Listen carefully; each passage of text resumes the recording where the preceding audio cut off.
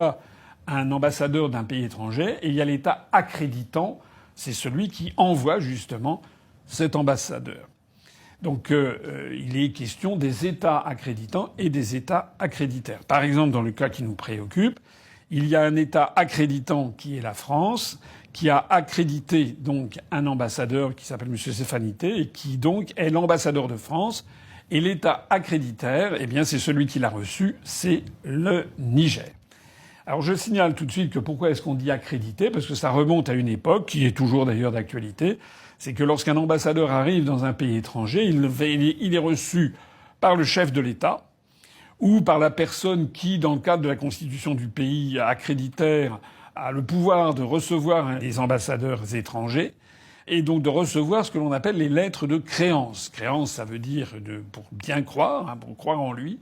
Donc lorsqu'un ambassadeur de France, par exemple, est nommé dans un État étranger, il est reçu en général par le chef de l'État. Et le chef de l'État, donc, il remet au chef de l'État, dans une enveloppe, une formule qui est la formule spéciale. C'est ce qu'on appelle les lettres de créance. D'où le mot accrédité. Voilà, j'espère que les choses sont claires.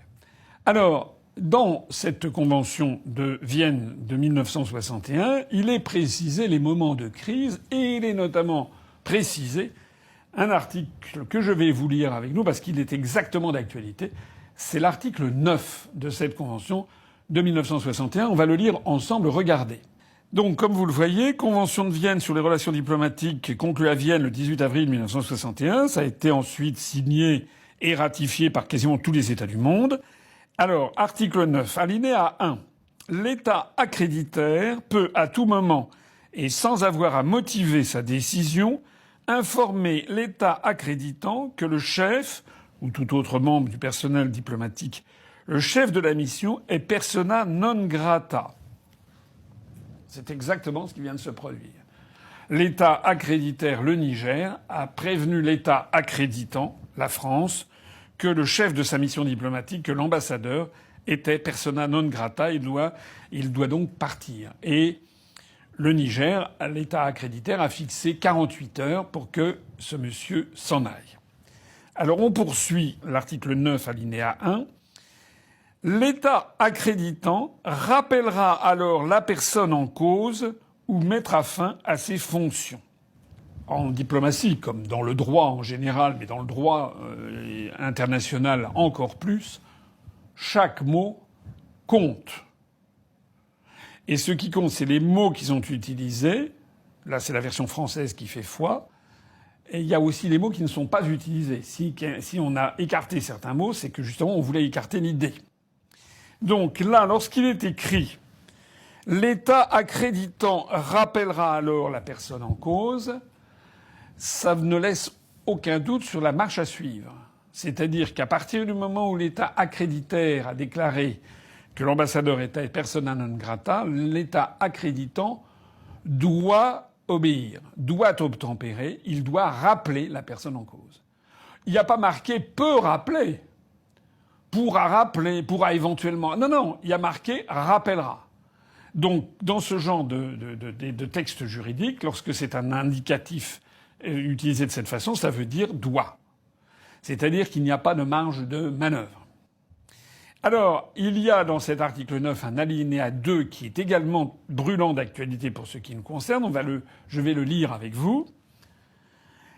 Alinéa 2. Si l'État accréditant refuse d'exécuter, c'est exactement ce qui se passe. La France, en tant qu'État accréditant, refuse d'exécuter l'obligation qui lui incombe au terme du paragraphe 1 du présent article, c'est-à-dire l'obligation de rappeler son ambassadeur puisqu'il a été déclaré persona non grata. Alors lisez bien ça. L'État accréditaire peut refuser, là il y a marqué peut, ça n'est pas obligatoire, mais peut refuser de reconnaître à la personne en cause la qualité de membre de la mission diplomatique. Donc chaque mot compte.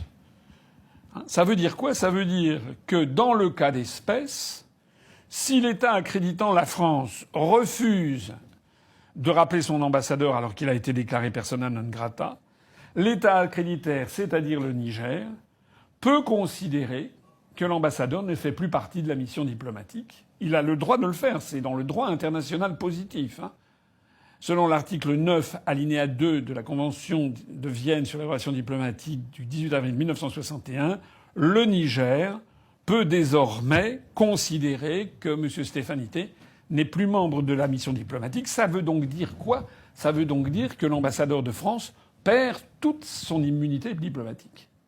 Ça veut dire qu'il peut être arrêté maintenant à tout instant. C'est ça que ça veut dire. C'est ça que ça veut dire.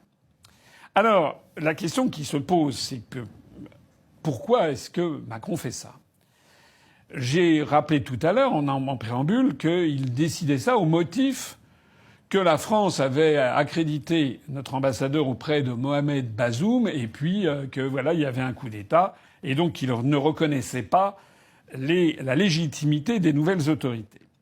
Mais je suis désolé, Macron encore une fois fait preuve d'une ignorance crasse et du droit international et de l'histoire. Crasse du droit international parce que vous pouvez lire cet article dans tous les sens, comme d'ailleurs toute la Convention de Vienne du 18 avril 1961, et vous constaterez qu'à aucun moment il n'est mention du chef de l'État en particulier d'un pays accréditaire ou accréditant. Un ambassadeur n'est pas accrédité auprès d'une personne, il est accrédité auprès d'un État. C'est absolument fondamental. C'est d'ailleurs une des rhétoriques habituelles de ce qui normalement était la diplomatie française pendant des siècles, et en particulier sous Charles de Gaulle. La formule rituelle que l'on disait en France, c'est que la France reconnaissait des États et ne reconnaissait pas des régimes. C'est très très important. Ça veut dire que la France pouvait reconnaître des États dont elle condamnait profondément le caractère dictatorial, voire criminel ou meurtrier du gouvernement, mais elle ne reconnaissait pas le gouvernement, elle reconnaissait un État. C'est pour ça d'ailleurs que De Gaulle avait reconnu la République populaire de Chine en janvier 1964. De Gaulle, comme tout le monde, savait que le régime maoïste était un régime qui avait fait des millions de morts, mais c'était pas un satisfecit pour Mao Tse-tung, c'était la reconnaissance d'un fait objectif qui était celui-là. Ça veut donc dire que notre ambassadeur, M. Stefanité, qui est ambassadeur au Niger, il n'est pas ambassadeur de Macron. Sur la plaque qu'il y a sur son bâtiment, il n'y a pas marqué ambassadeur d'Emmanuel Macron auprès de Mohamed Bazoum. Non, non, non. Ça, il faut vraiment ne rien comprendre aux relations diplomatiques. Il est ambassadeur de la République française auprès de la République du Niger. Donc, le fait que Bazoum ait été chassé du pouvoir, ça, c'est un fait, et dont il faut tenir compte. Dans une autre vidéo, j'explique que les États-Unis ont déjà fait savoir que pour eux, c'était terminé, Bazoum. Bazoum ne redeviendra pas président du Niger, selon toute probabilité. Les États-Unis, dans la lettre de mission qu'ils ont donnée à leur nouvelle ambassadrice, à Niamey, justement, ils disent qu'il faut simplement assurer la libération de Mohamed Bazoum. Ils disent pas qu'il faut le réinstaller. Donc la probabilité de réinstaller Bazoum à la tête de l'État du Niger est très très faible. Mais de toute façon, ça n'est pas le problème. Le problème, c'est quelle est la réalité des faits. Actuellement, la réalité des faits, c'est que Mohamed Bazoum est dans une prison, qu'il n'y a pas eu de manifestation populaire pour le soutenir d'ailleurs.